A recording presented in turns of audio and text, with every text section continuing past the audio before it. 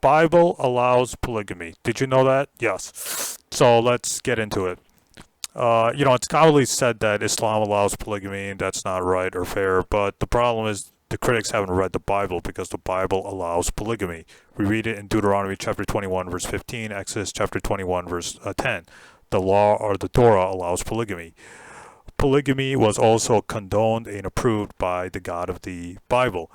We read in 2 Samuel chapter 12, verse 8, that God condones and approves polygamy. In fact, it was God's idea, not man, for man to marry multiple women, for one man to marry multiple women, as seen in 2 Samuel chapter 12, verse 8. Also, nowhere in the New Testament is polygamy outright forbidden or not allowed. Jesus himself used polygamy in a parable in Matthew chapter 25, verses 1 to 2, verse 2, verse 5 to 6, and verse 10. It should be noted that this is not a literal physical marriage, but while it's a parable, Jesus would never have described himself in a polygamy phrase if he didn't believe polygamy. If he believed polygamy was a sin, or marrying more than one woman was a sin. Even Martin Luther, who was a Protestant scholar on the Bible and a figure in the Protestant Reformation, admits that there is nothing in the Bible that forbids polygamy. He says that polygamy was not forbidden by Scripture and was an option for the Christian, and there is no biblical ban on polygamy.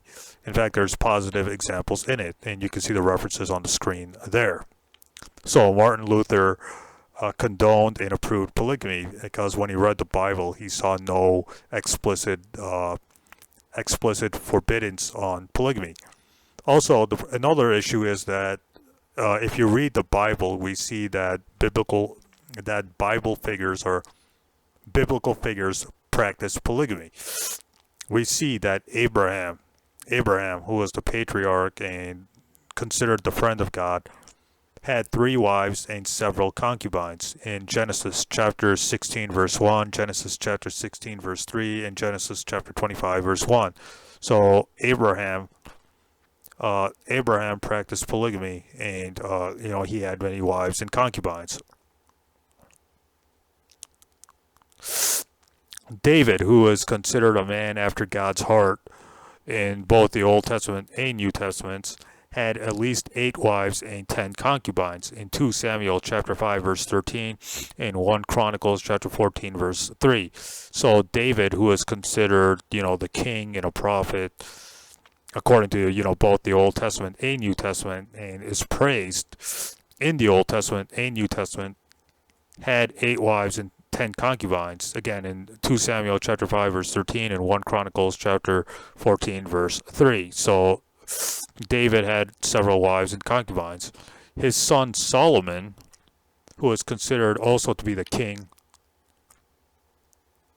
and prophet, etc., is said to have 700 wives and 300 concubines in 1 Kings chapter 11 verse 3.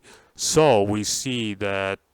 Now, don't ask me where he kept his wives. I don't know, and who knows where he kept all those women. But Solomon is said to have 700 wives and 300 concubines in 1 Kings chapter 11 verse 3.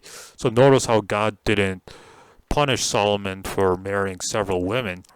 Rather, he punished Solomon because Solomon's wives led him astray or led him into paganism.